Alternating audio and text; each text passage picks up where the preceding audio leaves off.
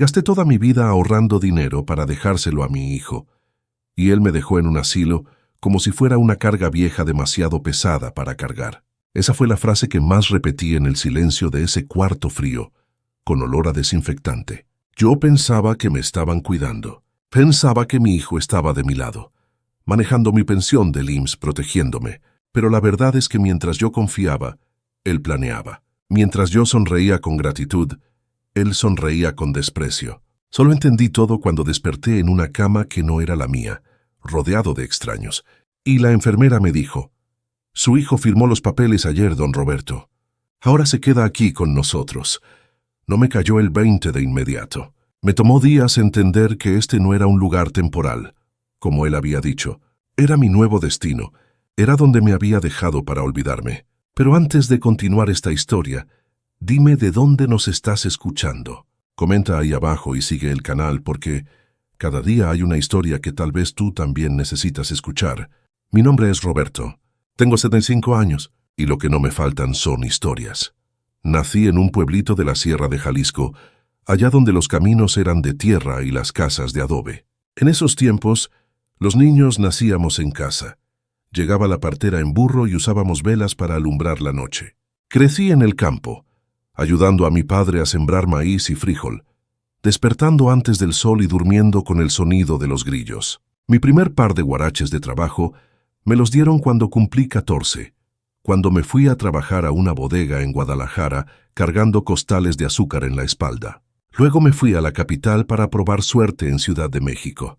Pasé por muchos lugares. Fui cargador, ayudante de albañil, velador de una fábrica de textiles, hasta que conseguí trabajo como checador de pasaje en una línea de autobuses, y de ahí terminé en la cabina de un tráiler. ¡Ay, cómo amaba la carretera!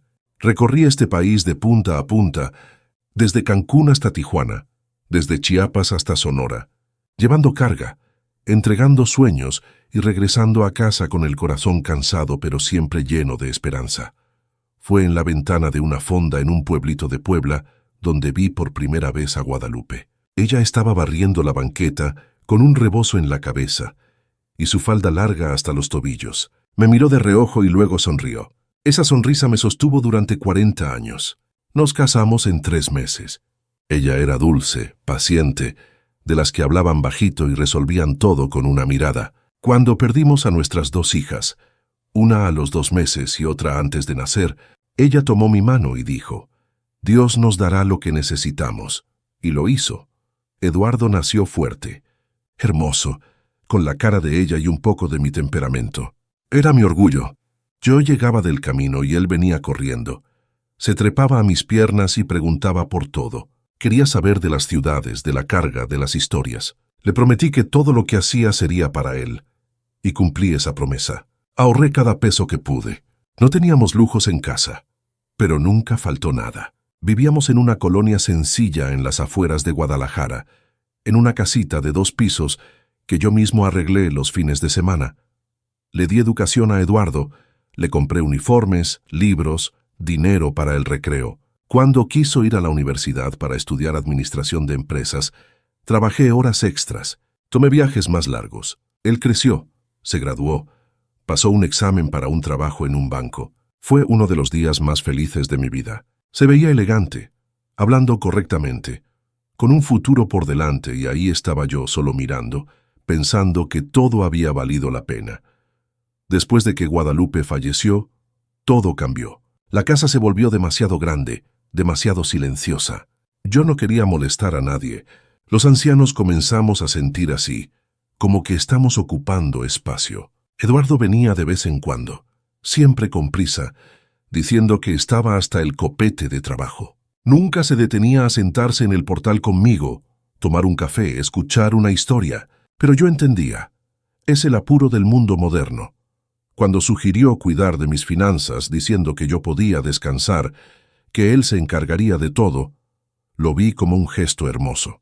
Tomó mi tarjeta del IMSS. Luego vino con unos papeles diciendo que era para facilitar las cosas, que debía firmar ahí. Firmé. Era mi hijo. Los cambios fueron graduales.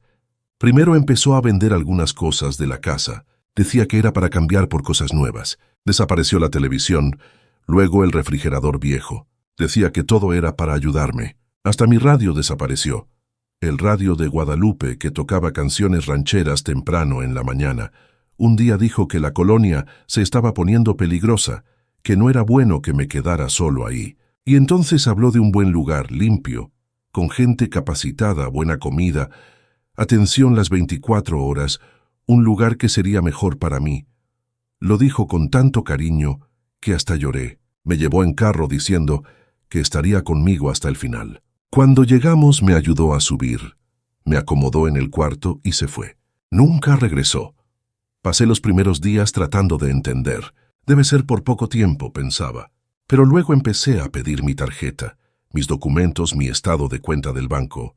Nadie me dio nada.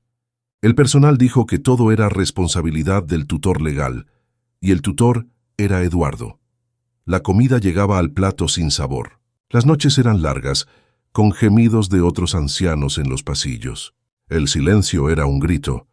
Me sentía enterrado vivo.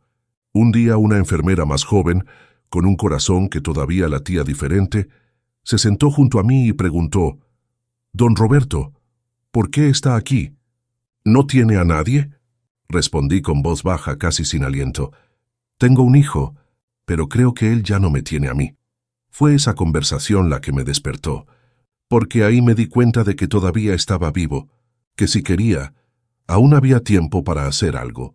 Planeé durante días cómo salir de ahí. Descubrí que uno de los residentes salía con un hermano los fines de semana. Le pedí que entregara una carta que había escrito a mano, con letras temblorosas pero con verdad.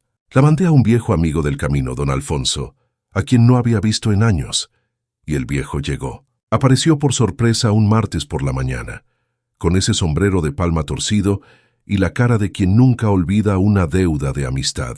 Me sacó de ahí, me llevó directo al banco y lo que vi me destruyó.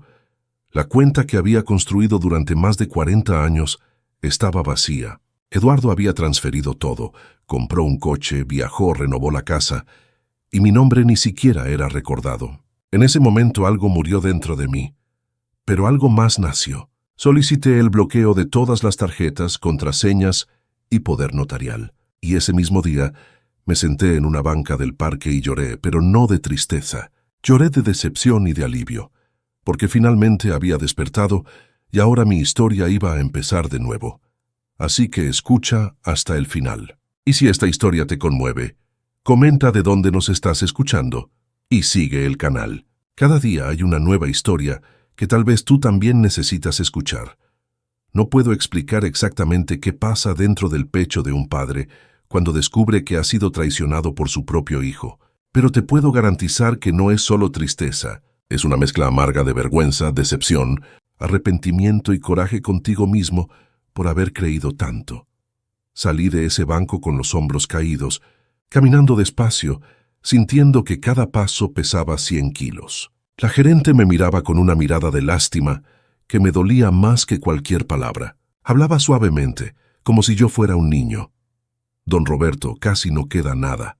Todas las transacciones se hicieron con el poder notarial registrado. Legalmente su hijo tenía autorización. Legalmente».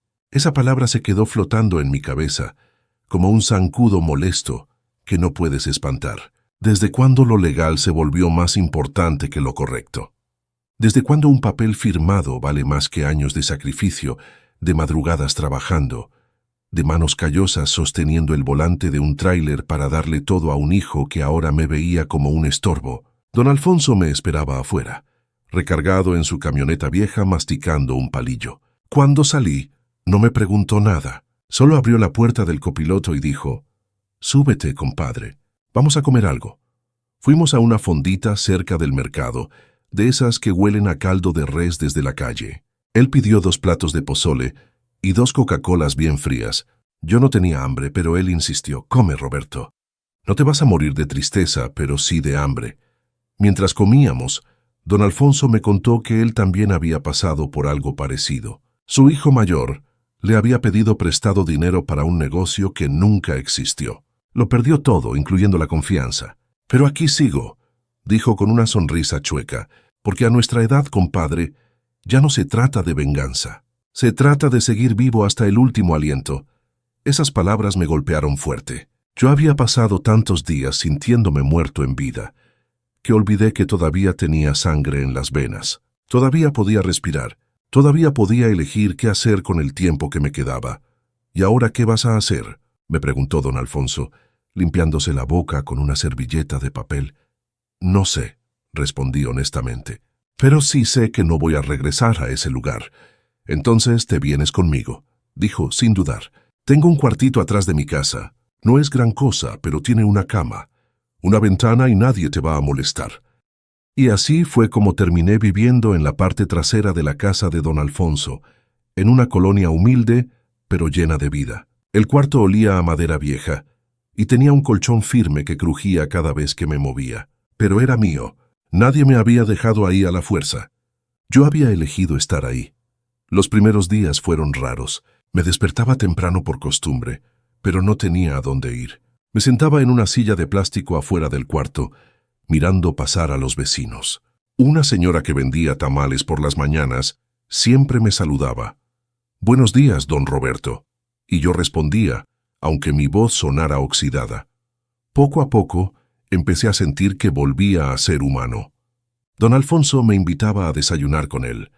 Su nieta, una muchacha joven llamada Lupita, venía los fines de semana y me traía pan dulce del mercado. A veces me quedaba conversando con ella sobre la escuela, sobre sus sueños, y me di cuenta de algo importante. Todavía podía ser útil. Todavía tenía historias que contar. Todavía tenía valor. Una tarde, mientras tomábamos café en el patio, don Alfonso sacó un cuaderno viejo y una pluma. «Escribe», me dijo. «Escribe todo lo que pasó. No para vengarte, sino para no olvidar quién eres». Al principio me pareció tonto.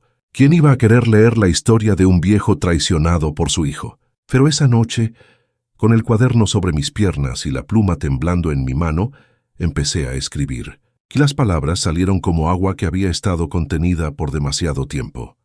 Escribí sobre mi infancia en Jalisco, sobre el olor a tierra mojada después de la lluvia, sobre mi padre enseñándome a sembrar, sobre las noches frías en la sierra. Escribí sobre Guadalupe, sobre cómo nos conocimos, sobre su risa suave que llenaba toda la casa. Escribí sobre Eduardo cuando era niño, cuando me abrazaba y me decía que quería ser como yo cuando creciera. Y también escribí sobre la traición, sobre el momento en que descubrí que la cuenta estaba vacía, sobre las noches en el asilo, sintiendo que el mundo me había olvidado, no para culpar a Eduardo, sino para entender cómo había llegado hasta ahí. Escribir se volvió mi terapia. Cada noche, después de cenar, me sentaba en ese cuarto pequeño y llenaba páginas. Don Alfonso revisaba lo que escribía y me decía, «Esto está bueno, compadre. Esto le va a servir a alguien».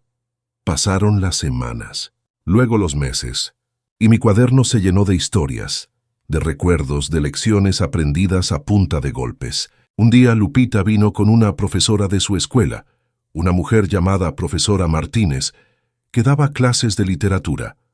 «Don Roberto», me dijo con respeto, «Lupita me enseñó lo que escribe.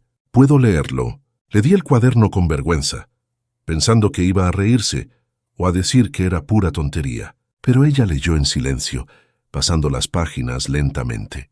Cuando terminó me miró con los ojos brillantes. «Esto es poderoso», dijo. «Esto no es solo su historia, don Roberto.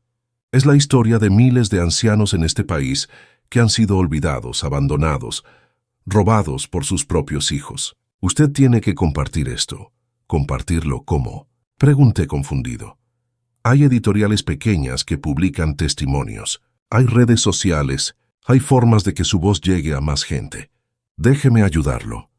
Y así comenzó una nueva etapa en mi vida que nunca imaginé. La profesora Martínez empezó a ayudarme a organizar mis escritos, me enseñó a estructurar mejor las historias, a darles un orden que tuviera sentido. Lupita me ayudó a aprender a usar una computadora vieja que don Alfonso tenía guardada. Mis dedos torpes tocaban las teclas equivocadas, pero poco a poco aprendí. Cada historia que escribía era como quitarme un peso de encima. Escribí sobre la vez que Eduardo cumplió 15 años y yo trabajé doble turno para comprarle una bicicleta. Escribí sobre la vez que Guadalupe se enfermó y yo vendí el reloj de mi padre para pagar el doctor. Escribí sobre la vez que manejé toda la noche bajo la lluvia para llegar a tiempo a la graduación de Eduardo. Y también escribí sobre el dolor, sobre la primera noche en el asilo, cuando me di cuenta de que Eduardo no iba a regresar, sobre el momento en que entendí que para él yo solo era una carga, sobre las veces que lloré en silencio, preguntándole a Dios por qué me había pasado esto, pero lo más importante que escribí fue sobre el perdón, no porque Eduardo lo mereciera, sino porque yo lo necesitaba. Escribí que perdonar no significa olvidar ni justificar, sino liberarse del peso del rencor. Escribí que uno puede perdonar y aún así mantener la distancia, que uno puede soltar sin volver a confiar. La profesora Martínez envió algunos de mis textos a un blog de historias de vida. Para mi sorpresa, empezaron a llegar comentarios. Gente que había pasado por lo mismo, gente que lloró leyendo mis palabras, gente que me agradecía por darles voz. Un comentario decía: «Mi papá está en un asilo y no lo he visitado en 2 años. Después de leer esto, voy a ir mañana». Otro decía: «Pensé que era el único que había sido traicionado por su hijo. Gracias por hacerme sentir menos solo». Y ahí, sentado en ese cuartito humilde en la casa de don Alfonso, me di cuenta de algo. Mi dolor no había sido en vano. Mi historia podía ayudar a otros. Mi voz todavía tenía poder. Una mañana, mientras tomaba café en el patio con don Alfonso, sonó su celular. Era la profesora Martínez, emocionada. «Don Roberto, necesito que venga a la escuela. Hay algo que quiero proponerle». Llegué a la escuela secundaria esa tarde, nervioso como un niño en su primer día de clases. La profesora Martínez me esperaba en su salón con una sonrisa amplia. «Don Roberto, mis alumnos leyeron sus historias y quieren conocerlo. ¿Vendría a hablar con ellos?». Al principio dudé. ¿Qué podía yo, un viejo camionero sin educación formal, enseñarles a estos jóvenes? Pero ella insistió. «Usted tiene algo que ningún libro puede darles: experiencia de vida». Regresé a la semana siguiente. El salón estaba lleno de adolescentes, algunos mirándome con curiosidad, otros con sus teléfonos en la mano. Empecé a hablar con voz temblorosa sobre mi vida en el campo, sobre el trabajo duro, sobre Guadalupe, y algo mágico pasó. Los teléfonos se apagaron, los ojos se fijaron en mí. Cuando conté sobre la traición de Eduardo, sobre cómo me dejó en el asilo, escuché sollozos silenciosos. Al final, una muchacha levantó la mano. «Don Roberto, usted perdonó a su hijo». Me quedé en silencio un momento, buscando las palabras correctas. «Mija, perdonar no significa que lo que hizo esté bien. Significa que yo elegí no cargar ese peso en mi corazón hasta el día que me muera. Él tendrá que vivir con lo que hizo. Yo elegí vivir en paz». Los aplausos llenaron el salón. Varios estudiantes se acercaron después, algunos para abrazarme, otros para contarme sus propias historias de abuelos abandonados, de padres ancianos olvidados. Una niña me dijo llorando: «Mi abuela está en un asilo. No la hemos visitado en meses. Mañana voy a ir». Esa experiencia me abrió los ojos. Mi historia no era solo mía, era de miles, de millones. Y si yo podía ayudar aunque sea a una persona a no cometer el mismo error, entonces todo mi sufrimiento había tenido un propósito. Las invitaciones empezaron a llegar, primero de otras escuelas, luego de centros comunitarios, después de grupos de la tercera edad. Yo, que había pasado meses sintiéndome invisible, de repente estaba siendo escuchado. Don Alfonso me acompañaba a cada evento, orgulloso como si fuera su propio padre. Un día, mientras preparaba una presentación en la computadora con ayuda de Lupita, recibí un mensaje en el blog. Era de una editorial pequeña en Monterrey. «Estimado don Roberto, leímos sus historias. Nos gustaría publicar un libro con sus testimonios. ¿Estaría interesado?». Me quedé mirando la pantalla sin poder creer. ¿Un libro? ¿Mis palabras en un libro? Le mostré el mensaje a don Alfonso y él gritó: «Lo sabía, compadre». Lo sabía. La profesora Martínez me ayudó con la respuesta. Dijeron que necesitaban más contenido, que debía escribir más historias, más detalles, y así durante los siguientes meses escribí como nunca antes. Escribí sobre mis años en la carretera, sobre las personas que conocí, sobre las lecciones que la vida me enseñó a golpes. Escribí sobre Don Chuy, un viejo camionero que conocí en Veracruz, quien me enseñó que el verdadero respeto no se pide, se gana con acciones. Escribí sobre Doña Lupe, la dueña de una fonda en Oaxaca, quien me dio de comer gratis cuando me robaron la cartera. Escribí sobre el día que mi tráiler se descompuso en plena carretera y un grupo de campesinos me ayudó a empujarlo hasta el pueblo más cercano, sin pedirme nada a cambio. También escribí sobre los errores, sobre las veces que no estuve presente para Guadalupe porque estaba trabajando, sobre la vez que perdí la graduación de primaria de Eduardo porque tenía un viaje urgente, sobre cómo confundí proveer con estar presente, cómo pensé que el dinero era suficiente para demostrar amor. Cada historia que escribía era un pedazo de mi alma puesto en papel, y con cada palabra sentía que me liberaba un poco más del dolor. La escritura se convirtió en mi salvación, mi terapia, mi propósito, pero no todo era fácil. Había noches en las que el dolor regresaba con fuerza, noches en las que me despertaba llorando, recordando la cara de Eduardo cuando me dejó en el asilo, noches en las que me preguntaba si había sido mal padre, si había fallado en algún lugar. Don Alfonso me encontró una de esas noches, sentado en el patio, mirando las estrellas con lágrimas en los ojos. Se sentó a mi lado sin decir nada por un largo rato. Finalmente habló. «Roberto, ¿sabes cuál es la diferencia entre un hombre derrotado y un hombre de pie? No es que uno no llore, es que uno se levanta después de llorar». Esas palabras me acompañaron en los días difíciles, porque sí, yo lloraba, sí, me dolía, pero cada mañana me levantaba, me lavaba la cara y seguía adelante, porque eso es lo que hace un hombre de verdad, no evitar el dolor, sino atravesarlo con dignidad. Los meses pasaron. El manuscrito del libro creció. La editorial enviaba correcciones, sugerencias. La profesora Martínez me ayudaba a editar, a pulir las frases sin perder mi voz. «Don Roberto, es importante que suene como usted habla», me decía. «La gente necesita escuchar su voz auténtica, no una versión bonita de la verdad». Y así mantuvimos mi estilo. Mis frases sencillas, mis palabras de pueblo, mis expresiones que aprendí en la carretera. Porque al final, mi historia no era elegante, era cruda, real, dolorosa, y eso era precisamente su poder. Durante todo ese tiempo, Eduardo no dio señales de vida, ni una llamada, ni un mensaje.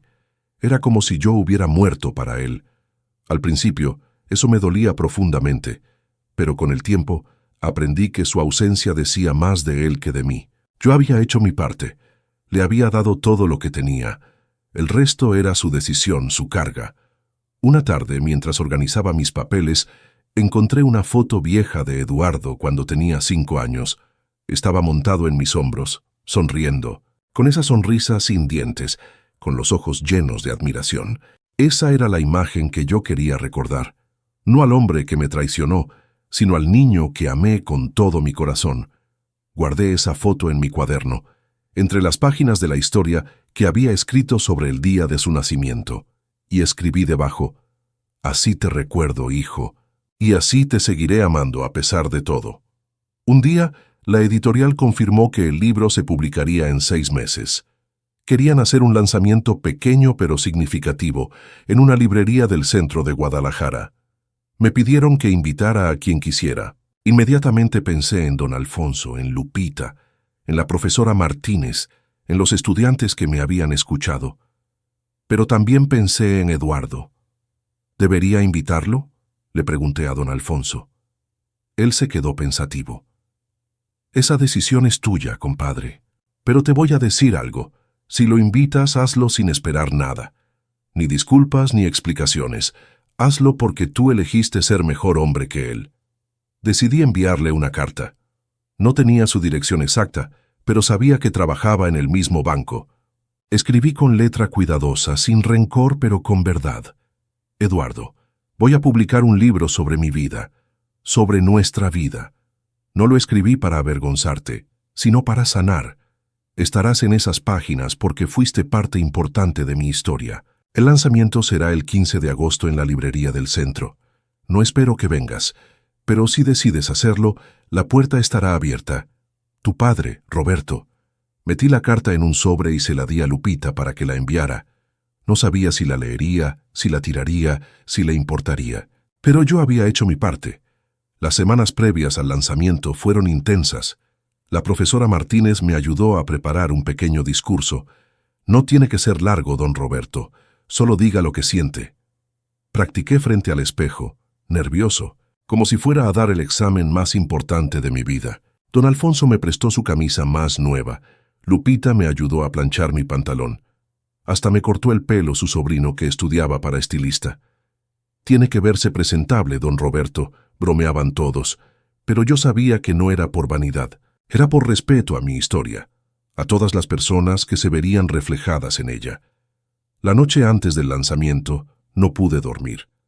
Me quedé mirando el techo, pensando en todo el camino recorrido. Desde aquel día terrible en el banco, cuando descubrí la traición, hasta este momento. Había pasado por el infierno y había salido del otro lado. No ileso, pero vivo. No sin cicatrices, pero de pie. Pensé en Guadalupe. Si ella estuviera viva, ¿qué diría? Probablemente me abrazaría y me diría: «Siempre supe que eras más fuerte de lo que pensabas, viejo». Ella siempre veía en mí cosas que yo no podía ver. Y esa noche, mirando al techo de ese cuartito humilde, finalmente empecé a verme con sus ojos. No era solo un viejo abandonado, era un sobreviviente, era un testigo, era una voz para los que no tienen voz. Y eso, descubrí, era más valioso que todo el dinero que Eduardo me había robado. A las 5 de la mañana me levanté. Tomé mi cuaderno viejo, el primero que había llenado, y leí las primeras palabras que había escrito. No sé si alguien leerá esto algún día, pero necesito escribir para no volverme loco. Sonreí. Alguien lo iba a leer. Muchas personas lo iban a leer, y tal vez, solo tal vez, mi locura se convertiría en la cordura de otros. Don Alfonso tocó mi puerta a las 8. «¿Listo, compadre?» Asentí. «Listo». Nos fuimos en su camioneta, con Lupita en el asiento trasero, platicando emocionada sobre cómo había invitado a todos sus compañeros de escuela. El trayecto a la librería fue largo, pero el tiempo pasó volando. Miraba por la ventana las calles de Guadalajara, pensando en todas las veces que había pasado por ahí en mi tráiler, cansado, pero con esperanza. Nunca imaginé que algún día regresaría así, no como un camionero anónimo, sino como un autor. Autor. Esa palabra me sonaba extraña. Yo solo había escrito para sanar, pero la profesora Martínez me explicó: «Don Roberto, un autor no es solo alguien que escribe bonito, es alguien que dice la verdad, aunque duela, y usted es el autor de su propia vida».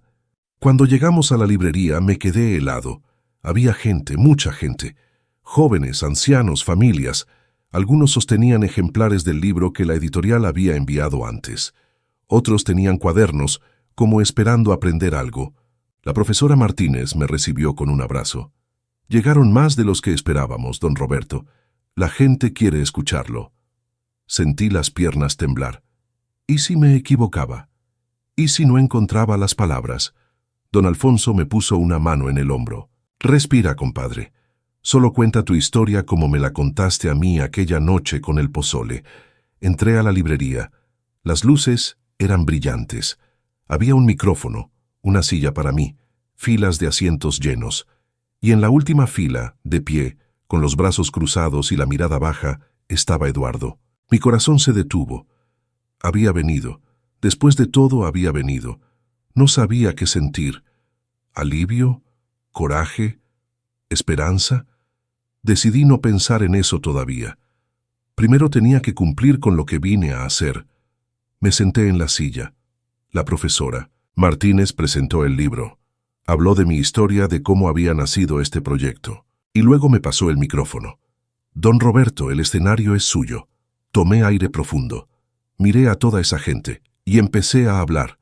«Buenos días a todos». Empecé con voz temblorosa. «Mi nombre es Roberto. Tengo 75 años y esta es mi historia». Hablé durante casi una hora. Les conté sobre mi infancia en Jalisco, sobre el olor a tortillas recién hechas que llenaba nuestra casita de adobe. Les conté sobre mi padre, un hombre de pocas palabras pero de mucho carácter, quien me enseñó que la palabra de un hombre vale más que cualquier contrato. Les conté sobre las mañanas frías en la sierra, cuando salíamos a trabajar la tierra antes de que saliera el sol, y cómo esas madrugadas me formaron el carácter. Les hablé de Guadalupe, de cómo la vi por primera vez barriendo la banqueta con ese rebozo que olía a lavanda. Les conté sobre nuestro noviazgo de 3 meses, porque en aquellos tiempos cuando uno sabía. Les hablé de nuestra boda humilde en la iglesia del pueblo, con solo 20 invitados pero con amor suficiente para llenar una catedral. Y luego les conté sobre Eduardo, sobre el día que nació, cómo lloré de alegría cuando escuché su primer llanto, sobre cómo crecí viéndolo crecer, cómo cada logro suyo era mi logro. Les conté sobre los sacrificios, sobre las noches sin dormir manejando el tráiler para poder pagarle la universidad, sobre cómo cada peso que ganaba lo ahorraba pensando en su futuro. Mi voz se quebró cuando llegué a la parte difícil. El silencio en la librería era absoluto. Podía escuchar mi propia respiración en el micrófono. Y un día, continué, descubrí que todo lo que había ahorrado durante 40 años había desaparecido. Descubrí que el hijo al que le di todo me había dejado en un asilo como si fuera basura. Descubrí que para él yo solo era un estorbo del que había que deshacerse. Escuché sollozos en el público. Una señora en la primera fila se limpiaba las lágrimas con un pañuelo. Un hombre mayor asentía con la cabeza, como si entendiera perfectamente lo que yo estaba diciendo. Pero también descubrí algo más, continué, y mi voz se hizo más fuerte. Descubrí que uno puede perder todo el dinero del mundo y seguir siendo rico. Descubrí que la traición puede destruirte o puede transformarte y tú decides cuál. Descubrí que incluso a los 75 años todavía puedes comenzar de nuevo. Los aplausos empezaron lentamente, luego se volvieron más fuertes, hasta que toda la librería estaba de pie. Pero yo no miraba a la multitud, miraba al fondo donde Eduardo seguía parado, ahora con lágrimas corriendo por su rostro. La profesora Martínez abrió el espacio para preguntas. Una joven levantó la mano. «Don Roberto, ¿cómo logró perdonar a su hijo?». La pregunta que todos querían hacer, pero nadie se atrevía. «Mija», respondí honestamente, «no te voy a mentir. No fue de un día para otro. Hubo noches en las que el coraje me comía vivo. Hubo días en los que deseaba que él sintiera, aunque sea una fracción del dolor que me causó. Pero luego entendí algo. El perdón no es un regalo que le das a quien te lastimó. Es un regalo que te das a ti mismo». «¿Eso significa que volvería a confiar en él?», preguntó otro. «No», respondí sin dudar. «Perdonar no significa ser tonto. Uno puede perdonar y aún así mantener límites. Uno puede soltar el rencor sin volver a abrir la puerta de par en par. El perdón es para tu paz, no para su comodidad». Las preguntas continuaron. Algunos querían saber sobre el proceso de escribir. Otros, sobre cómo había encontrado la fuerza para salir del asilo. Una señora anciana me preguntó, ¿qué les diría a otros ancianos que están pasando por lo mismo? Me quedé pensando un momento. Les diría que no están solos, que su valor no depende de cómo los trate su familia, que mientras tengan aliento, tienen propósito, y que nunca es tarde para recuperar su dignidad. El evento duró casi 3 horas. Al final formaron una fila para que firmara libros. Yo, que apenas sabía escribir mi nombre sin temblar, ahora estaba firmando ejemplares de mi propio libro. Cada persona que se acercaba tenía una historia. Una mujer me contó que su madre estaba en un asilo y que iba a visitarla ese mismo día. Un hombre me agradeció por darle el valor de reconciliarse con su padre antes de que fuera tarde. Una muchacha me dijo que mi historia había sido tema de conversación en su familia durante toda la semana. Cuando la fila finalmente terminó, Eduardo seguía ahí, al fondo, esperando. Don Alfonso me miró. «¿Quieres que me quede?». Negué con la cabeza. «Esto lo tengo que hacer solo, compadre». Eduardo se acercó lentamente, con pasos inseguros como si estuviera caminando sobre vidrio roto. Cuando llegó frente a mí, no sabía dónde meter las manos. Finalmente habló con voz apenas audible. «Papá, esa palabra». Hacía tanto tiempo que no la escuchaba de sus labios. Sentí que algo se removía dentro de mí. Algo que había tratado de mantener enterrado. «Eduardo», respondí con calma. «Yo no sé ni por dónde empezar», continuó, y las lágrimas empezaron a caer más rápido. «Escuché cada palabra que dijiste. Leí el libro, y tienes razón en todo. Fui un monstruo. Fui el peor hijo que alguien podría tener. Me quedé en silencio dejándolo hablar. No tengo excusas, siguió. No puedo decir que estaba pasando por un mal momento o que no sabía lo que hacía. Lo sabía. Sabía exactamente lo que estaba haciendo. Y lo hice de todas formas. Te vi como un estorbo, como algo que me impedía vivir mi vida. Y ahora escuchándote ahí, viendo a toda esa gente llorar por ti, me doy cuenta de lo ciego que estuve. ¿Por qué viniste, Eduardo? Pregunté directamente, porque se detuvo buscando las palabras. Porque cuando recibí tu carta, algo se rompió dentro de mí. Por primera vez en años me vi en el espejo y no reconocí al hombre que estaba ahí. Y pensé, si mi padre, después de todo lo que le hice, todavía tuvo la decencia de invitarme, entonces tal vez, solo tal vez, no todo está perdido. Lo miré a los ojos, esos ojos que alguna vez fueron de un niño inocente, que me miraban con admiración. Ahora eran los ojos de un hombre quebrado, lleno de remordimiento. Eduardo, necesito que entiendas algo, le dije firmemente. Vine aquí hoy a compartir mi historia, no a humillarte, pero tampoco vine a decirte que todo está bien. No está bien. Lo que hiciste estuvo mal. Punto. Él asintió sin poder mirarme a los ojos, pero continué. También necesito que sepas que te perdono, no porque te lo merezcas, sino porque yo necesito seguir adelante con mi vida sin ese peso. Sin embargo, perdonar no significa olvidar. Y definitivamente no significa que las cosas vuelvan a ser como antes. Lo entiendo, susurró. ¿De verdad lo entiendes? Le pregunté. ¿Entiendes que destruiste la confianza que se construyó durante décadas? ¿Entiendes que hay cosas que el dinero no puede reparar? Sí, respondió y su voz se quebró. Y si pudiera regresar el tiempo lo haría diferente. Pero no puedo. Solo puedo intentar ser diferente de aquí en adelante. Nos quedamos en silencio por un largo momento. La librería ya estaba casi vacía. Don Alfonso y Lupita esperaban afuera, dándome privacidad. ¿Qué quieres de mí, Eduardo? Pregunté finalmente. No sé si tengo derecho a querer algo, respondió. Pero si me permites, me gustaría poder estar presente. No como antes, porque eso ya no es posible. Pero tal vez podamos construir algo nuevo. Algo basado en honestidad, no en lo que yo esperaba heredar de ti. ¿Y tu vida? ¿Tu trabajo? ¿Tu esposa? Pregunté. No sabía si estaba casado, pero asumí. Me separé hace 6 meses, admitió. Ella dijo que no podía estar con alguien capaz de hacer lo que yo te hice. Dijo que si podía traicionarte a ti, eventualmente la traicionaría a ella. Y tenía razón. No sentí satisfacción al escuchar eso. Solo una tristeza profunda por todo lo que se había perdido. Eduardo, no sé si podemos reconstruir algo, le dije con honestidad brutal. El daño fue muy profundo, pero lo que sí sé es que no voy a impedirte intentarlo. Si realmente quieres cambiar, si realmente quieres ser diferente, tendrás que demostrarlo con acciones, no con palabras. Haré lo que sea, dijo rápidamente. No quiero tu dinero, le aclaré. No quiero que me devuelvas nada. Ese dinero ya no existe para mí. Lo que quiero es ver si el hombre en el que crié a ese niño todavía existe en algún lugar dentro de ti. Asintió, limpiándose las lágrimas con la manga de su camisa. Ve a casa. Eduardo, le dije sintiéndome de repente muy cansado, piensa bien en lo que realmente quieres, porque si vuelves a mi vida, será bajo mis términos. No seré el padre que espera llamadas que nunca llegan. No seré el padre que se conforma con migajas de atención. O estás presente de verdad o no estás.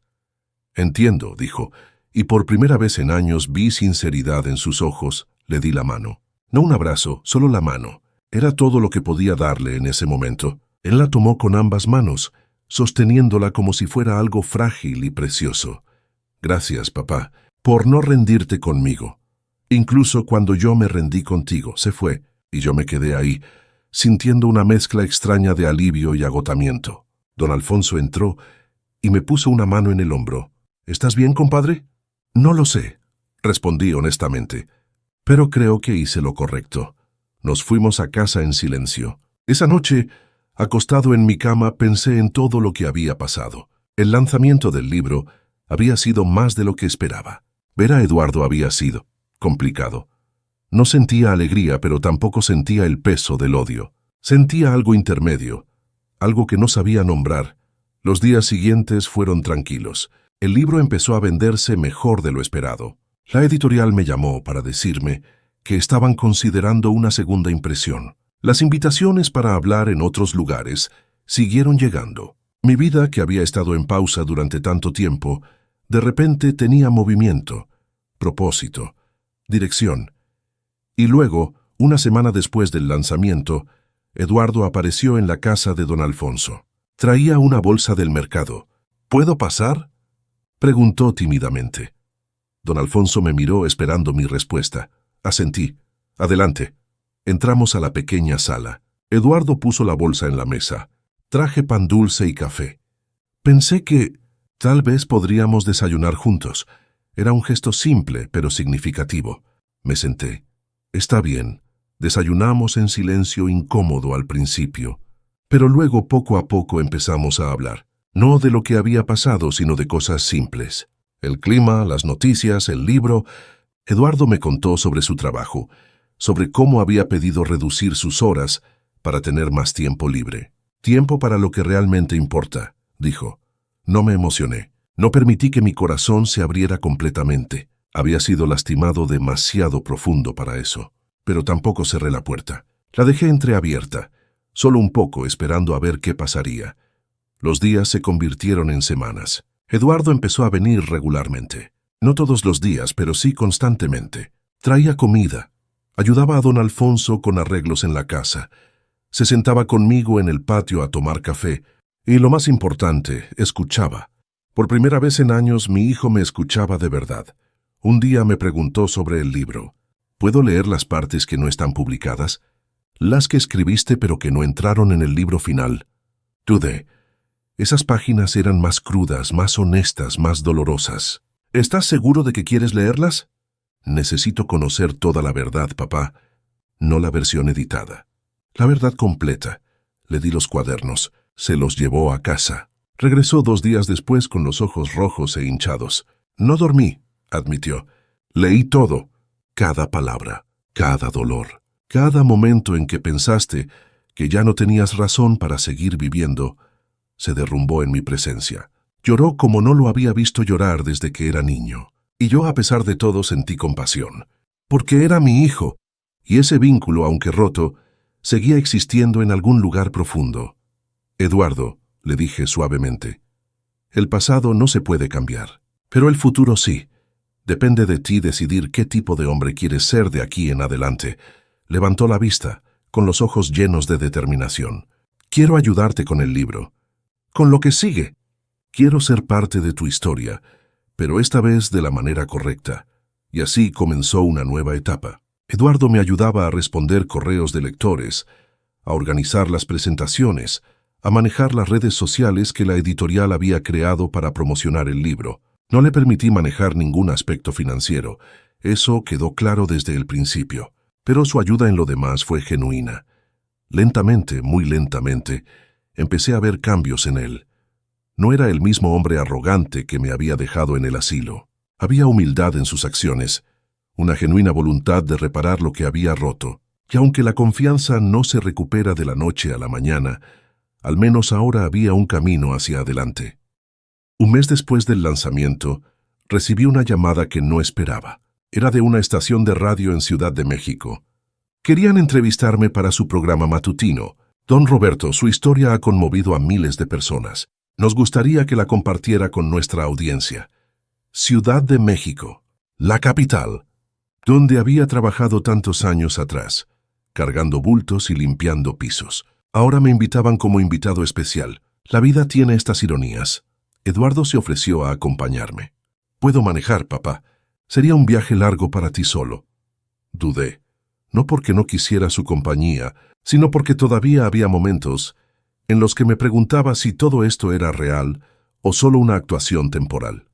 «Está bien», acepté finalmente. «Pero no te confundas. Esto no significa que ya todo esté arreglado entre nosotros». «Lo sé», respondió con humildad. «Solo quiero estar presente». El viaje a Ciudad de México tomó 6 horas. Durante el camino, hablamos más de lo que habíamos hablado en años. Eduardo me contó sobre su divorcio, sobre cómo el remordimiento lo había estado comiendo vivo durante meses antes de que yo publicara el libro. Pensaba en ti todos los días, admitió. Pero era demasiado cobarde para buscarte, demasiado avergonzado. ¿Y qué cambió? Pregunté. Tu carta, respondió. Cuando la leí me di cuenta de que si tú podías ser lo suficientemente valiente para invitarme después de todo lo que hice, entonces yo tenía que ser lo suficientemente valiente para aparecer.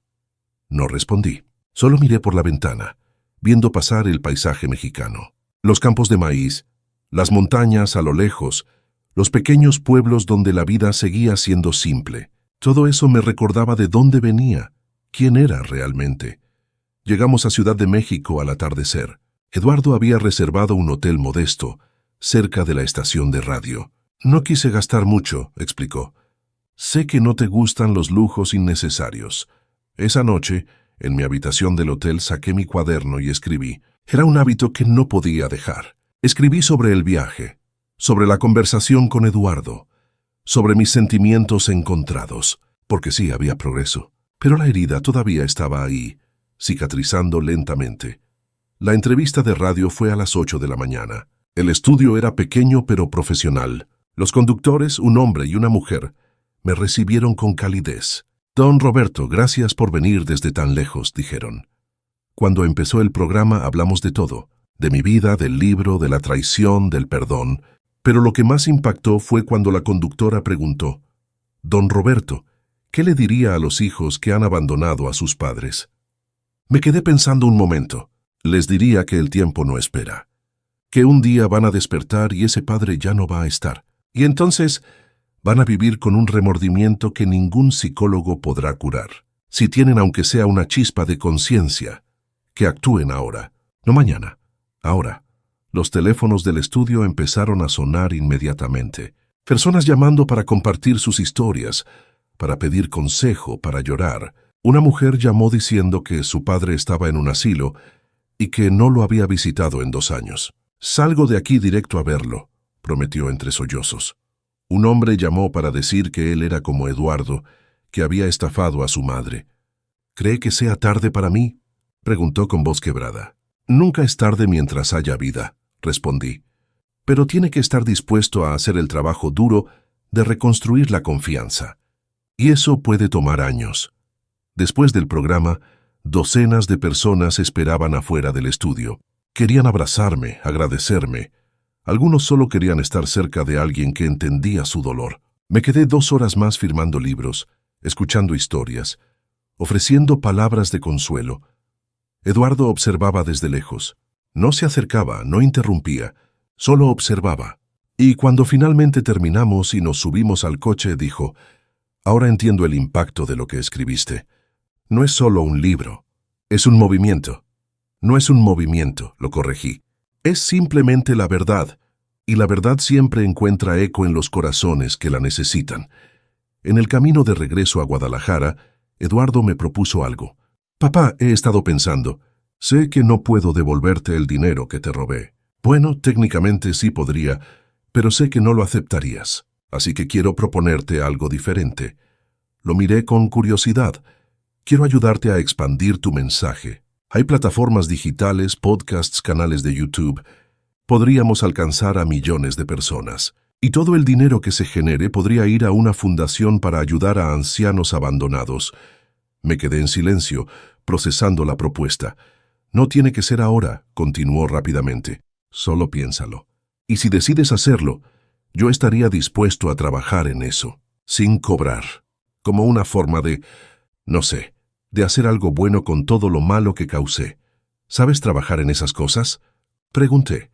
«Puedo aprender», respondió. «He estado tomando cursos en línea sobre marketing digital, edición de video, todo eso, porque pensé que tal vez, si realmente quiero ayudar, necesito tener las herramientas para hacerlo». Su dedicación me sorprendió. No era el Eduardo que conocía. O tal vez sí lo era. El Eduardo que existía antes de que el dinero y la ambición lo corrompieran. Tal vez ese niño que yo había criado todavía estaba ahí. Solo había estado dormido. «Lo voy a pensar», le dije. Y lo decía en serio. Las semanas siguientes fueron de reflexión profunda. Hablé con don Alfonso sobre la propuesta de Eduardo. «Compadre, yo creo que el muchacho está cambiando de verdad», opinó don Alfonso. «Pero también entiendo tu desconfianza. Si decides darle una oportunidad, hazlo con límites claros. Hablé con la profesora Martínez. Don Roberto, su historia ya está ayudando a muchos. Si hay una forma de amplificar ese impacto, ¿por qué no? Pero sea cauteloso. No deje que nadie, ni siquiera su hijo, tome control completo. Y hablé con Lupita, quien con su juventud tenía una perspectiva diferente. Don Roberto, mi generación pasa todo el día en Internet. Si usted quiere llegar a los jóvenes, tiene que estar donde ellos están. Y yo creo que Eduardo merece una segunda oportunidad. Todos la merecemos. Finalmente tomé una decisión. Le dije a Eduardo que sí, que probaríamos, pero bajo condiciones estrictas. Número 1. Yo mantengo control creativo completo. Nada se publica sin mi aprobación. Número 2. Todo el dinero va a una cuenta transparente, manejada por un contador externo. Número 3. Si en algún momento siento que estás volviendo a tus viejas mañas, termino esto inmediatamente. ¿Entendido? Entendido, aceptó sin dudar. Y así comenzó lo que Eduardo llamó Proyecto Voz Olvidada. Empezamos con un canal de YouTube. Eduardo filmaba, editaba, subía los videos. Yo simplemente hablaba a la cámara, compartiendo historias, reflexiones, lecciones de vida. Al principio, solo teníamos unos cientos de visitas, pero poco a poco, el canal creció. Los comentarios empezaron a llegar. Don Roberto, usted habla lo que mi abuelo nunca pudo decir. Gracias por recordarme visitar a mi mamá. Su historia me salvó de cometer el mismo error con mi padre. Un día, un video sobre el valor de los ancianos en la sociedad se volvió viral. Alcanzó 1 millón de visitas en una semana. Los medios empezaron a llamar de nuevo. Revistas querían entrevistas. Organizaciones de derechos de los adultos mayores me invitaban a dar conferencias. Eduardo trabajaba incansablemente. Respondía correos, coordinaba entrevistas, manejaba las redes sociales, y lo hacía con una humildad que nunca le había visto. Cuando la gente lo felicitaba por el trabajo, él decía, «Yo solo soy el camarógrafo. La estrella es mi papá». Pero no todo fue fácil. Hubo momentos de tensión. Una vez, Eduardo editó un video de una forma que no me gustó. «Cortaste la parte más importante», le reclamé. Pensé que era demasiado larga, se defendió. «Pero es mi historia, Eduardo, mi mensaje. Si vamos a hacer esto, tiene que ser en mis términos». Tuvo que rehacer el video completo. Y lo hizo sin quejarse. Esos momentos me mostraban que su cambio era genuino. El viejo Eduardo habría discutido, se habría enojado. Este Eduardo aceptaba la corrección con humildad. 6 meses después de iniciar el canal, habíamos acumulado 500,000 suscriptores. Las donaciones empezaban a llegar. Gente que quería apoyar la causa, que quería ser parte de algo más grande. Con ese dinero, establecimos formalmente la Fundación Voz Olvidada. La misión era simple: apoyar a ancianos abandonados o en situaciones de vulnerabilidad. Les proporcionábamos asesoría legal gratuita para recuperar sus pensiones robadas, apoyo psicológico para sanar del abandono y, en casos extremos, ayuda financiera directa para salir de asilos abusivos. El primer caso que atendimos fue el de doña Carmen, una señora de 80 años cuyo hijo le había robado su casa. Gracias a la fundación, conseguimos un abogado pro bono que recuperó su propiedad. Cuando le entregamos las llaves de su casa, lloró en mis brazos. «Usted me devolvió mi hogar, don Roberto». «No fui yo», le dije. «Fue su propia fuerza. Yo solo le mostré que no estaba sola». Casos como el de doña Carmen se multiplicaron. Don Ramiro, quien había sido dejado en un asilo y no había visto a sus hijos en 3 años. Don Jorge, cuya nuera lo había despojado de sus ahorros. Doña Estela, que vivía en la calle porque su familia la había echado. Cada historia me partía el corazón, pero también me daba propósito. Por primera vez en mi vida, sentía que mi dolor había servido para algo, que mi traición, mi sufrimiento, mi lucha, todo había tenido un significado más grande. Eduardo trabajaba incansablemente en la fundación, manejaba las solicitudes, coordinaba con los abogados, hacía seguimiento a cada caso, y lo hacía con una pasión que yo no le había visto nunca. Una noche, trabajando tarde en la oficina que habíamos alquilado, le pregunté, «¿Por qué lo haces, Eduardo? ¿Por qué te desvives tanto por esto?» Dejó de escribir en la computadora y me miró con ojos cansados pero sinceros. porque cada anciano que ayudamos es una oportunidad de redimirme. Cada vida que tocamos es una forma de compensar el daño que te hice a ti. Sé que nunca va a ser suficiente. Sé que no puedo deshacer el pasado, pero puedo intentar crear un futuro diferente. Sus palabras me conmovieron más de lo que quería admitir, porque en ellas escuché algo que había estado buscando durante meses, sinceridad genuina.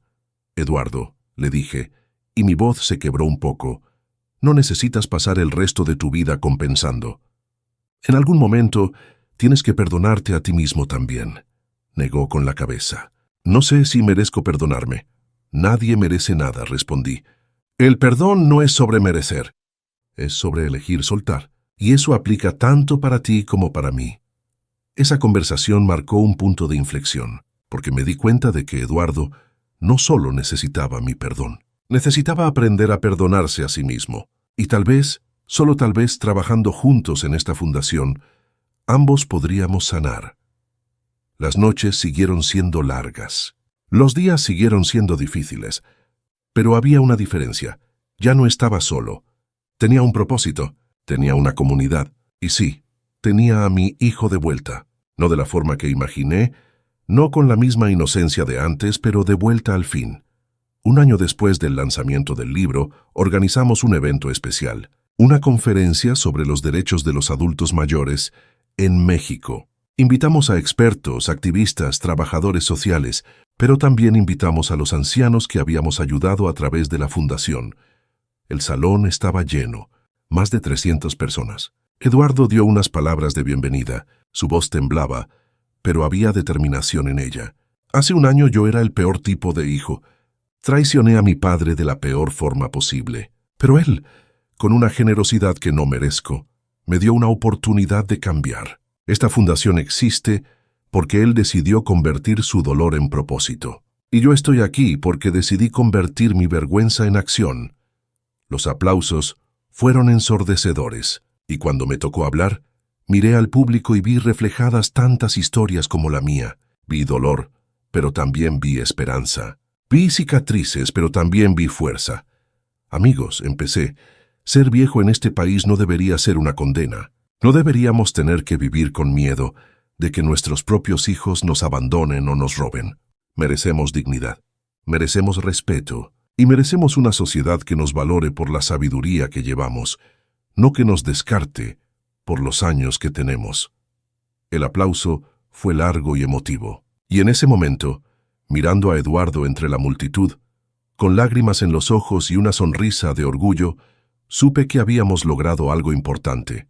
No solo habíamos reconstruido una relación rota, habíamos creado un legado, porque al final eso es lo que todos queremos, no riqueza, no fama, sino la certeza de que nuestra vida significó algo, que nuestro paso por este mundo dejó una huella positiva. Y ese día, en ese salón lleno de gente que había encontrado esperanza en mi historia, supe que mi vida había significado algo. Esa noche, de regreso a casa, Eduardo me preguntó, «Papá, ¿estás orgulloso?» Lo pensé cuidadosamente antes de responder. Estoy orgulloso del trabajo que hemos hecho. Estoy orgulloso de las vidas que hemos tocado. Y sí, Eduardo, estoy orgulloso de los cambios que veo en ti. Pero el orgullo verdadero no es un momento. Es una decisión diaria de seguir siendo la mejor versión de ti mismo. Lo sé, respondió, y planeo seguir tomando esa decisión cada día. Y por primera vez en mucho tiempo, le creí completamente. Los meses pasaron y la fundación seguía creciendo. Ya no era solo Eduardo y yo. Habíamos contratado a un pequeño equipo, una trabajadora social, un abogado de planta y una coordinadora administrativa. Lupita se había unido también, trabajando medio tiempo mientras terminaba sus estudios. Don Alfonso venía ocasionalmente a ayudar con lo que pudiera, siempre con su sombrero de palma y su sabiduría de la calle. Una tarde, mientras revisábamos casos nuevos, llegó una solicitud que me heló la sangre. Era de un hombre llamado Ricardo, de 42 años, pidiendo ayuda para su padre que estaba en un asilo. La descripción de la situación era casi idéntica a la mía. Hijo que manejaba las finanzas del padre, que lo había internado temporalmente, que nunca regresó a visitarlo. «Papá, ¿estás bien?», preguntó Eduardo al ver mi cara. «Lee esto», Le pasé la solicitud. Eduardo leyó en silencio. Cuando terminó, su rostro estaba pálido. Es como si estuviera leyendo nuestra historia. Exacto, dije. Y apuesto a que hay miles de casos así. Miles de Ricardos que creen que están haciendo lo mejor para sus padres, sin darse cuenta del daño que están causando. ¿Quieres que lo contacte?, preguntó Eduardo. Sí, pero esta vez quiero que hables tú con él, de hombre a hombre, de hijo que cometió el mismo error a hijo que está a punto de cometerlo. Eduardo se quedó sorprendido. ¿Yo? Papá, no sé si sea la persona indicada. Eres exactamente la persona indicada, lo interrumpí. Porque tú sabes lo que es estar del otro lado, sabes lo que es justificar lo injustificable, y tal vez, solo tal vez, puedas salvarlo de cometer el mismo error que tú. La reunión se programó para el día siguiente. Ricardo vino a la oficina, un hombre bien vestido, con traje de oficina, y una carpeta llena de documentos justificando por qué su padre estaba mejor en el asilo. Eduardo y yo lo recibimos. Entiendo que están aquí para ayudar a mi padre, empezó Ricardo. Pero honestamente, creo que hay un malentendido. Mi padre está en un excelente lugar con la mejor atención. No es como esos asilos terribles de los que hablan en las noticias. Eduardo lo dejó hablar. Cuando Ricardo terminó su explicación, Eduardo simplemente dijo, «Yo también pensaba así». Ricardo lo miró confundido. Eduardo continuó. «Hace 2 años yo interné a mi padre en un asilo. Le dije que era temporal, que era por su bien, que estaría mejor cuidado. Y durante meses me convencí de que había hecho lo correcto. ¿Sabes qué más hice? Tomé control de sus finanzas. Le dije que era para facilitarle las cosas. Y poco a poco empecé a usar ese dinero para mí. Un coche nuevo, unas vacaciones, renovaciones en la casa». Ricardo se movió incómodo en su silla. «Me decía a mí mismo que me lo merecía», continuó Eduardo. «Después de todo, yo era quien estaba encargándose de todo, ¿no? Yo era quien visitaba a los doctores, quien firmaba los papeles. El dinero era prácticamente mío de todas formas». O eso me decía. ¿Te suena familiar? El rostro de Ricardo se puso rojo. Yo no estoy robando. Solo estoy manejando sus finanzas de forma más eficiente». «Eso mismo decía yo», respondió Eduardo sin enojo, solo con honestidad brutal. Hasta que un día mi padre logró salir de ese asilo. Llegó al banco. Descubrió que todo lo que había ahorrado durante 40 años estaba vacío. Y la mirada en su rostro, esa mirada me persigue todas las noches. Por primera vez Ricardo se quedó en silencio. ¿Sabes cuál fue el peor parte?, continuó Eduardo. No fue cuando me enfrentó. No fue cuando bloqueó todas las cuentas. Fue cuando escribió un libro contando su historia y yo tuve que leer en detalle cada noche que pasó en ese asilo, sintiéndose abandonado, preguntándose qué había hecho mal para que su hijo lo odiara tanto. Lágrimas empezaron a correr por el rostro de Ricardo. «Yo no odio a mi padre. Tampoco yo odiaba al mío», dijo Eduardo. «Pero mis acciones decían lo contrario. Ricardo, si tu padre realmente necesita cuidado especializado, hay formas de hacerlo sin quitarle su dignidad. Puedes visitarlo regularmente. Puedes mantenerlo involucrado en las decisiones sobre su vida. Puedes manejar sus finanzas de forma transparente, mostrándole los estados de cuenta. Pero él ya no entiende bien las cosas», se defendió Ricardo. «¿O es más conveniente para ti creer que no entiende?», preguntó Eduardo. «Porque si admites que sí entiende, tendrías que admitir que te está viendo tomar decisiones sin consultarlo. Y eso es más incómodo, ¿verdad?». Ricardo se derrumbó. Lloró como un niño. No sé cómo llegué a este punto. Empezó con pequeñas cosas. Una comida fuera con su tarjeta, unos gastos del coche, y de repente ya estaba justificando gastos grandes porque algún día sería mi herencia de todas formas. «Lo sé», dijo Eduardo con compasión. «Lo entiendo perfectamente, porque yo hice exactamente lo mismo. Pero tienes una ventaja que yo no tuve. Estás aquí antes de que sea demasiado tarde. Tu padre todavía está vivo. Todavía hay tiempo de corregir el rumbo». «¿Y si él ya no quiere verme?», preguntó Ricardo con voz rota.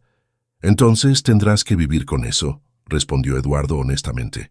«Pero al menos sabrás que lo intentaste. Yo tuve la fortuna de que mi padre, a pesar de todo, me dio una segunda oportunidad. No todos los padres lo hacen, y francamente no todos los hijos lo merecen». Esa conversación cambió a Ricardo. En las semanas siguientes, empezó a visitar a su padre regularmente. Contrató a un contador externo para revisar las finanzas y devolvió el dinero que había tomado prestado. Eventualmente, sacó a su padre del asilo y lo llevó a vivir con él, contratando una enfermera de medio tiempo para ayudar. Meses después, Ricardo nos envió una carta.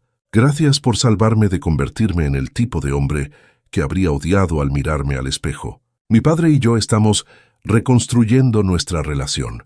Es difícil. Él no confía completamente en mí todavía, pero al menos estamos intentando. Y eso es más de lo que podía esperar. Ese caso nos mostró algo importante. La fundación no solo debía ayudar a los padres abandonados, también debía prevenir que más hijos cometieran el mismo error. Así que expandimos nuestro trabajo. Empezamos a dar talleres sobre cuidado de adultos mayores, sobre manejo ético de las finanzas de los padres, sobre cómo detectar las señales tempranas de abuso financiero o negligencia. Eduardo se volvió el rostro de esa parte del programa. Contaba su historia una y una vez, sin vergüenza, sin esconderse. Yo fui ese hijo terrible, decía en cada conferencia. Y si yo pude cambiar, cualquiera puede. Su vulnerabilidad resonaba con la gente. Jóvenes adultos que estaban empezando a cuidar a sus padres ancianos venían a los talleres, ansiosos por no repetir los errores de otros. «No quiero ser como usted fue», le dijo un hombre una vez. Y Eduardo respondió, «Ese es exactamente el punto. Aprendan de mis errores para que no tengan que cometerlos». Mientras tanto, yo seguía visitando escuelas, asilos, centros comunitarios. Cada presentación era diferente, pero el mensaje era el mismo. Los ancianos merecen dignidad, y esa dignidad no es negociable. En una de esas visitas, conocí a don Manuel, un hombre de 82 años que vivía en un asilo del Estado. A diferencia de mi experiencia, él estaba ahí por elección propia. Mis hijos querían que viviera con ellos, me explicó, pero yo preferí este lugar. Tengo mi independencia, mis amigos, mis actividades, y ellos me visitan todas las semanas. ¿Y eso no lo hace sentir abandonado?, pregunté con curiosidad. Para nada, respondió con una sonrisa, porque la diferencia es que yo elegí. Nadie me forzó, nadie tomó mis decisiones por mí. Y eso, don Roberto, hace toda la diferencia del mundo. Esa conversación me dio una nueva perspectiva.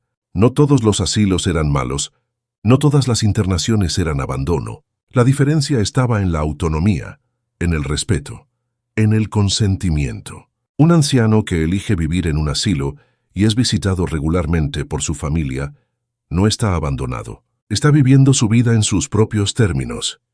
Incorporamos esa perspectiva en nuestro trabajo. No éramos antiasilos, éramos pro dignidad. Y a veces, la dignidad significaba respetar cuando un anciano elegía vivir en un lugar con cuidado profesional. El problema nunca fue el asilo en sí. Fue cuando el asilo se convirtió en un lugar para deshacerse de los padres, no en un lugar para cuidarlos. Un día, recibimos una llamada de una televisora nacional. Querían hacer un documental sobre la fundación, sobre mi historia, sobre el trabajo que estábamos haciendo. Don Roberto, su historia ha tocado a millones, dijo la productora. Queremos mostrar cómo ha convertido su dolor en algo transformador. Acepté, pero bajo una condición. El documental también tenía que mostrar la otra cara, la de Eduardo, la del hijo que cayó pero se levantó. Si vamos a hablar de redención, dije, tiene que ser completa, no solo la mía, también la de mi hijo. El rodaje tomó 3 meses. Nos siguieron a eventos, entrevistaron a las personas que habíamos ayudado, filmaron las sesiones de los talleres. Y sí, entrevistaron a Eduardo extensamente. Le preguntaron las preguntas difíciles. ¿Por qué lo hizo? ¿Cómo justificó sus acciones? ¿En qué momento se dio cuenta de que estaba mal? Eduardo respondió todo con honestidad brutal. No se escondió, no minimizó. Tomó completa responsabilidad. Y cuando le preguntaron si su padre lo había perdonado completamente, dudó antes de responder. No lo sé, admitió. Él dice que me perdonó. Y creo que lo hizo en muchas formas, pero también creo que hay una parte de él que nunca volverá a confiar en mí completamente.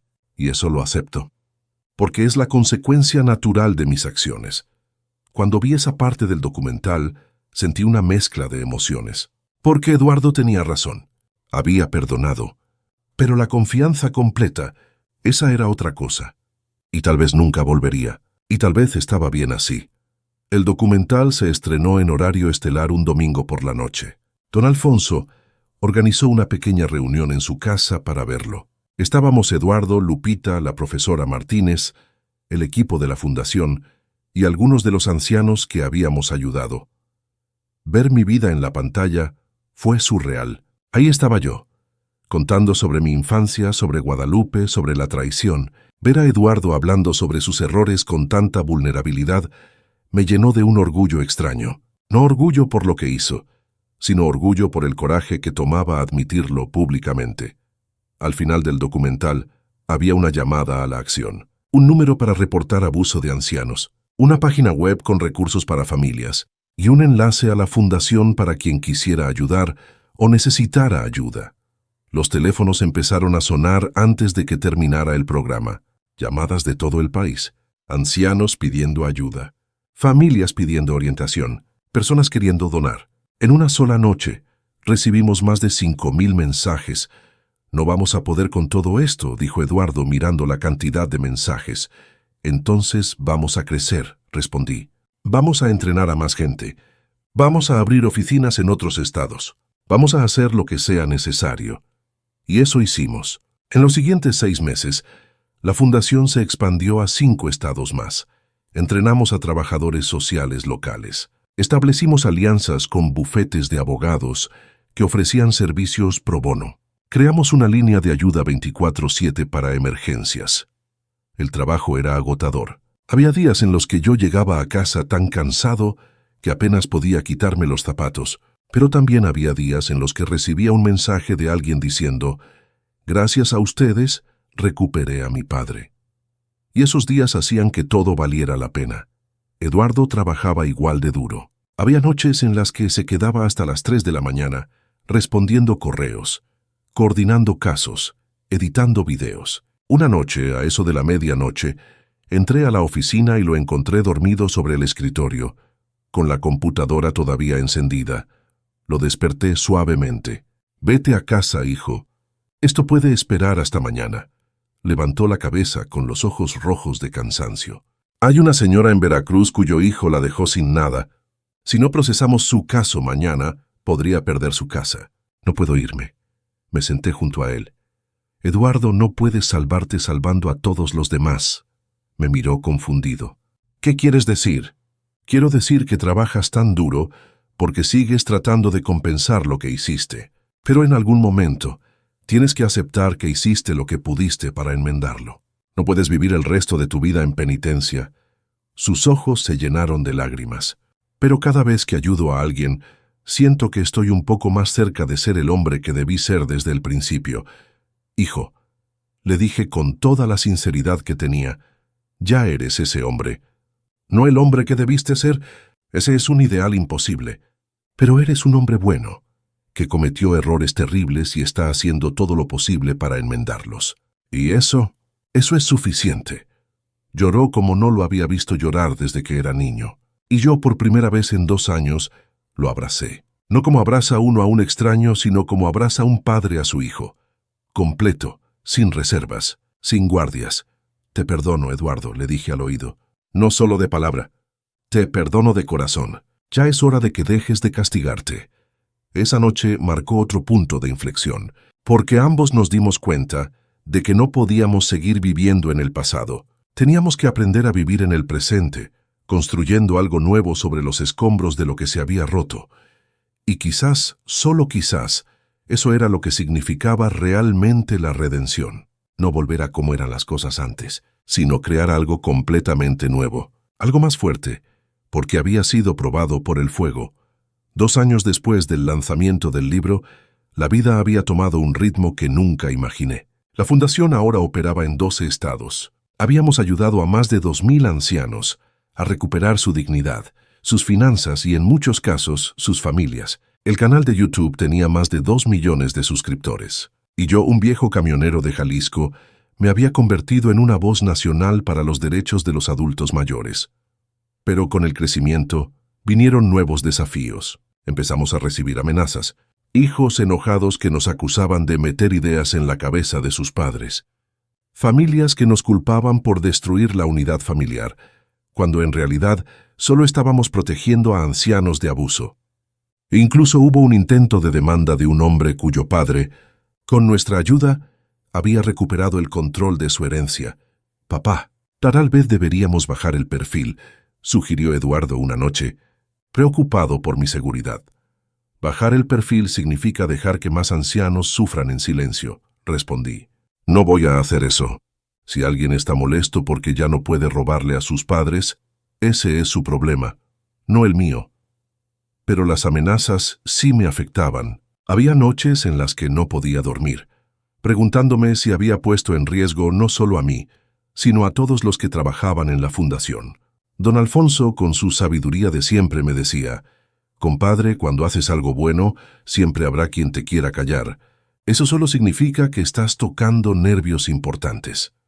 Una mañana, recibí una llamada que cambiaría todo de nuevo. Era del Congreso. Un grupo de legisladores quería crear una nueva ley de protección a adultos mayores, y querían que yo testificara. Don Roberto, su historia y su trabajo han inspirado este proyecto de ley. Su voz podría marcar la diferencia. Viajar a Ciudad de México para testificar ante el Congreso fue uno de los momentos más surrealistas de mi vida. Yo, que apenas había terminado la primaria, ahora estaba sentado frente a legisladores, con micrófonos y cámaras, hablando sobre dignidad, respeto y justicia. «Honorables legisladores», empecé con voz firme, «vengo aquí no solo como víctima de abuso financiero, sino como representante de millones de ancianos mexicanos que sufren en silencio. Cada día recibo mensajes de personas mayores que han sido despojadas de sus ahorros, de sus casas, de su dignidad. Y lo más doloroso es que muchas veces los perpetradores son sus propios hijos». Hablé durante 40 minutos. Conté mi historia, pero también conté las historias de doña Carmen, de don Manuel, de todos los ancianos que habíamos ayudado. Les mostré estadísticas alarmantes sobre abuso financiero a personas mayores. Les expliqué cómo las leyes actuales dejaban vacíos legales que permitían este tipo de abusos. «No estoy aquí pidiendo venganza», concluí. «Estoy aquí pidiendo protección. Protección para que ningún anciano tenga que pasar por lo que yo pasé. Protección para que las generaciones que vienen detrás de nosotros sepan que envejecer en este país no significa perder sus derechos».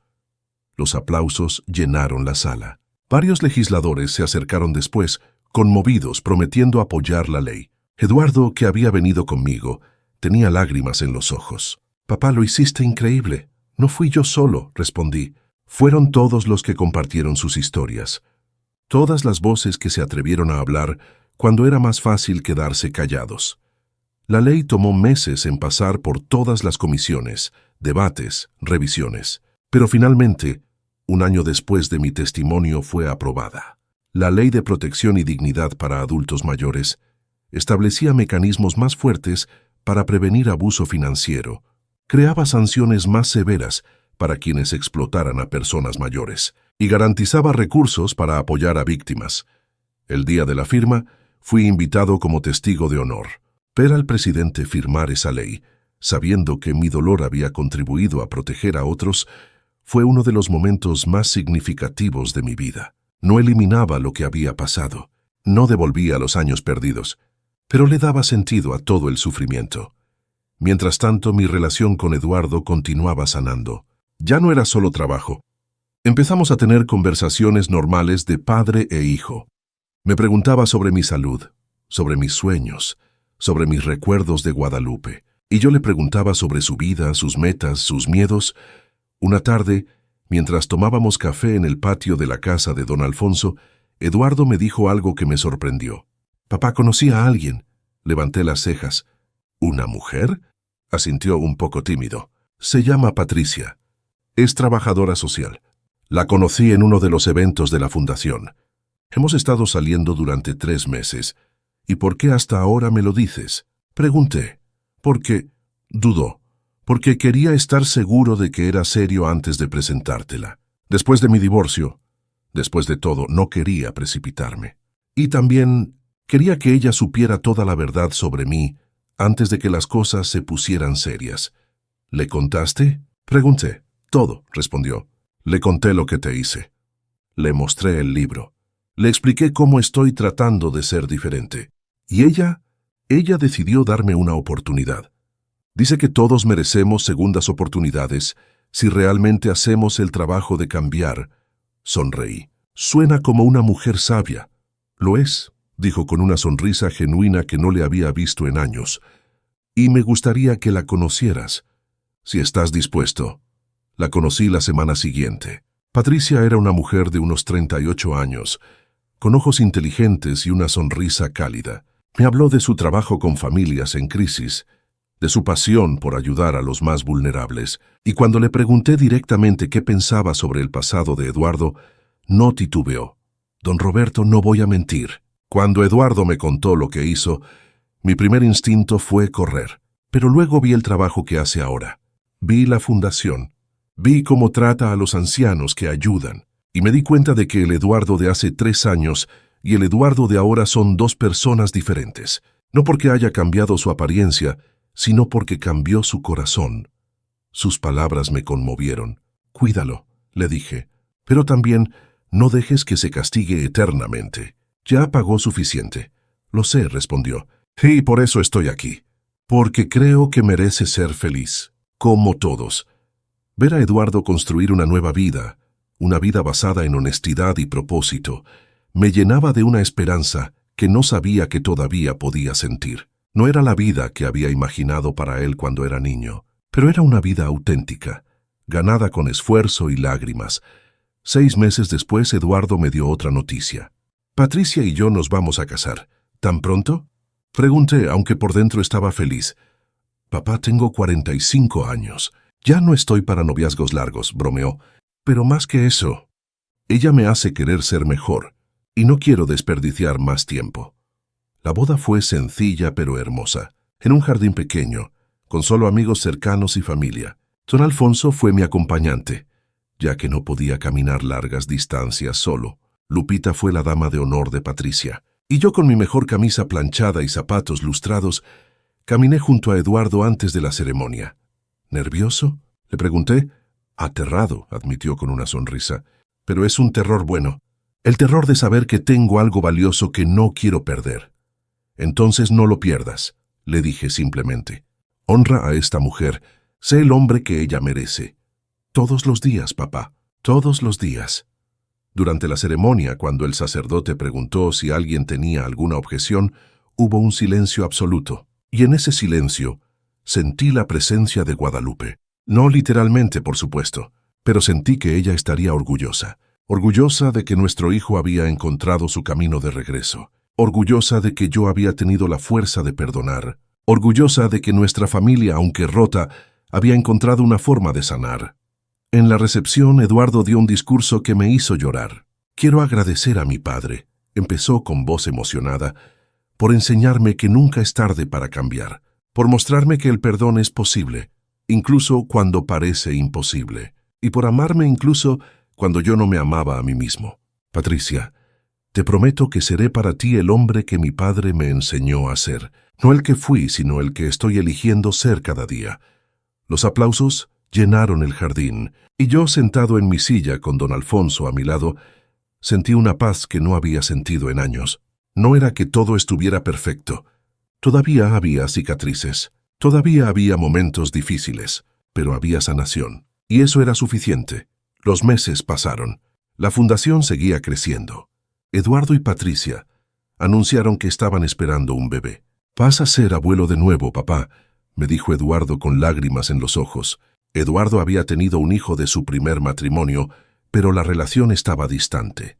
La noticia me llenó de una alegría mezclada con miedo. Alegría por la nueva vida que venía, miedo de no estar lo suficientemente tiempo para conocerla. A mis 77 años cada día era un regalo, no una garantía. «¿Cómo van a llamarla?», pregunté. Ya sabían que era niña. Eduardo dudó mirando a Patricia. Ella asintió.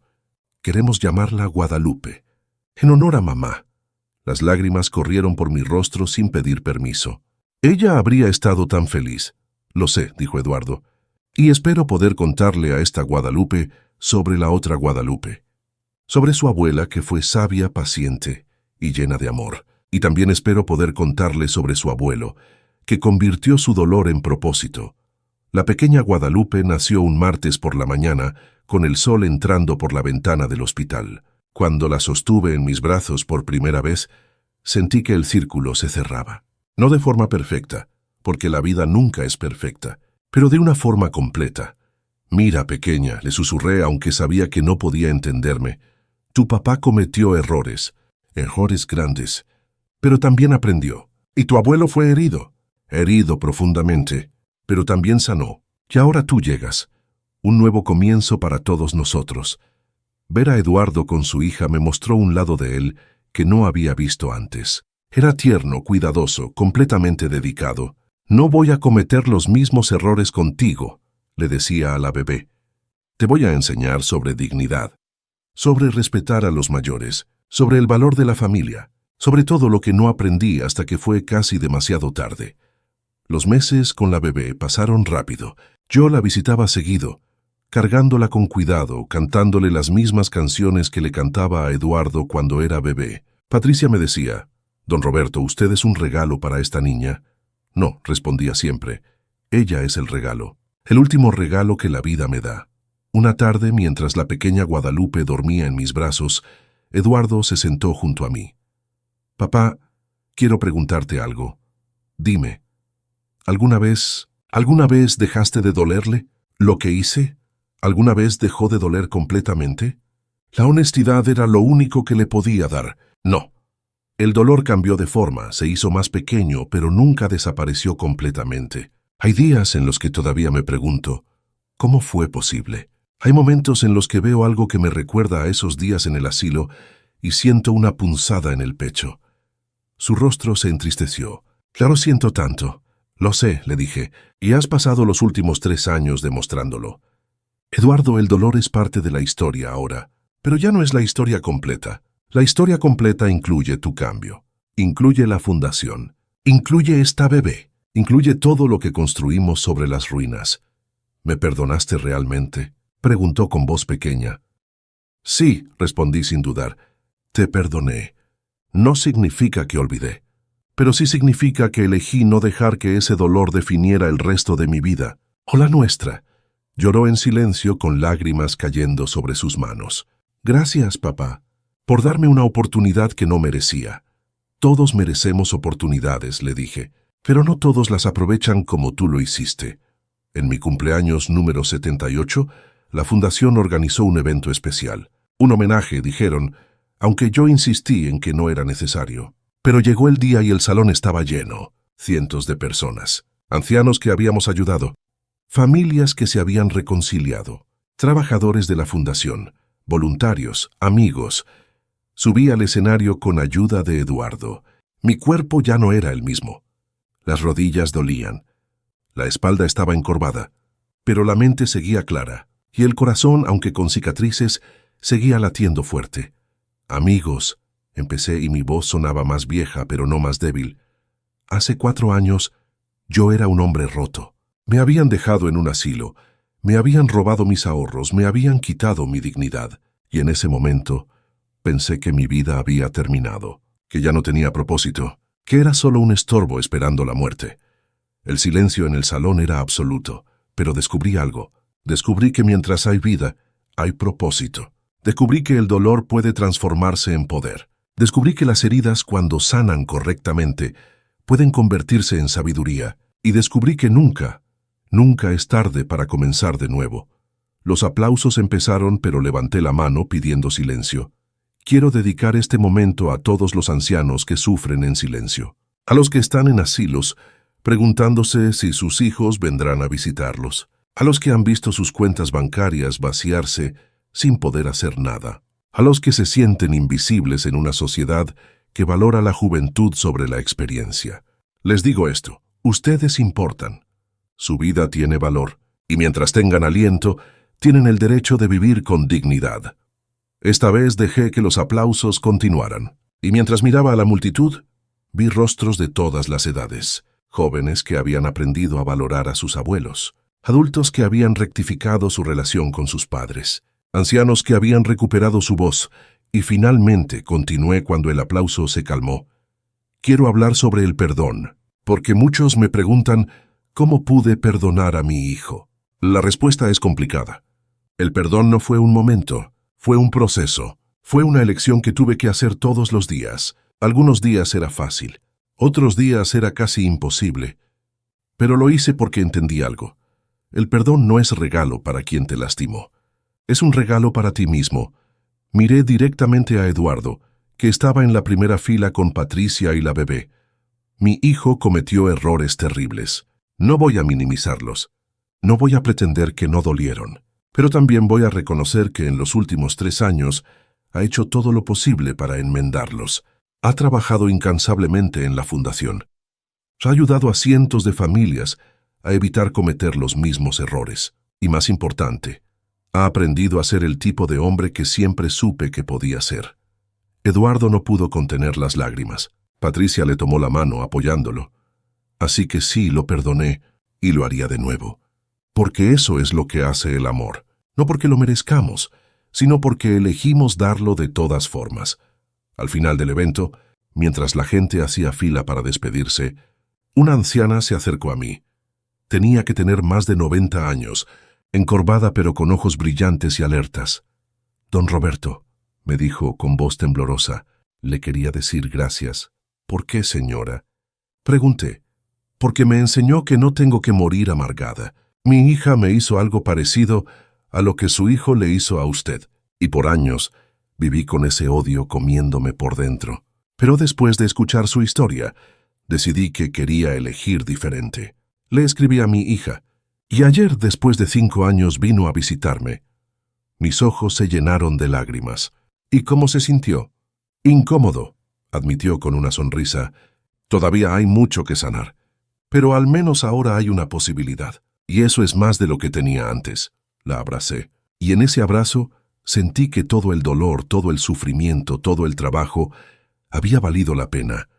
Esa noche, de regreso en mi cuartito en la casa de don Alfonso, saqué mi cuaderno. El mismo cuaderno donde había empezado a escribir mi historia hace años. En la última página escribí una entrada final. Hoy cumplí 78 años. Y hoy me di cuenta de algo. Mi vida no fue definida por la traición. Fue definida por la respuesta a esa traición. Fui traicionado, sí, pero también fui rescatado. Fui herido, sí, pero también fui sanado. Fui abandonado, sí, pero también encontré una familia más grande que la sangre. Si alguien lee esto algún día, quiero que sepan esto. No importa cuán oscuro se ponga, siempre hay luz al otro lado. No importa cuán roto estés, siempre hay posibilidad de reconstrucción. Y no importa cuán solo te sientas, siempre hay alguien que entiende tu dolor. Mi nombre es Roberto. Tengo 78 años. Y esta fue mi historia. No la historia que quería, pero sí la historia que necesitaba vivir para convertirme en quien necesitaba ser. Y si estás leyendo esto, sintiéndote perdido, abandonado, traicionado, te digo lo mismo que me dijo don Alfonso aquella noche con el pozole. No te vas a morir de tristeza, pero tampoco te vas a rendir, porque mientras hay vida hay historia, y tu historia todavía no termina. Con amor y esperanza, don Roberto, cerré el cuaderno, apagué la luz, y dormí con la paz de saber que mi vida, con todo su dolor y toda su belleza, había significado algo. Don Roberto vivió hasta los 82 años. En esos últimos años, vio a la pequeña Guadalupe dar sus primeros pasos, decir sus primeras palabras. Vio a Eduardo convertirse en el padre que siempre debió ser. Vio a la fundación expandirse a todo México, ayudando a más de 10,000 ancianos. Cuando murió fue rodeado de familia. Eduardo sostenía una mano, Patricia la otra. La pequeña Guadalupe, ahora de 4 años, le cantaba una canción. Don Alfonso estaba ahí, su amigo fiel hasta el final. Y Lupita, ahora trabajadora social de tiempo completo en la fundación, le leía pasajes de su propio libro. Sus últimas palabras fueron simples pero poderosas. Valió la pena. Todo valió la pena. La fundación continúa operando hasta el día de hoy. Eduardo la dirige con la misma pasión que su padre, y cada anciano que ayudan, cada familia que reconcilian, es un testimonio vivo del legado de don Roberto, porque al final no importa cómo empezó la historia, importa cómo terminó. Y esta historia terminó con amor, perdón. y propósito. Si esta historia tocó tu corazón, compártela. Si conoces a alguien que está pasando por algo similar, hazle saber que no está solo. Y si tú eres ese anciano olvidado, ese hijo que cometió errores, o ese familiar que no sabe qué hacer, recuerda las palabras de don Roberto. Mientras hay vida, hay historia. Y tu historia todavía no termina. Gracias por escuchar la historia de don Roberto. Si quieres más historias como esta, suscríbete al canal y activa la campana para no perderte ninguna. Cada historia cuenta. Cada voz importa.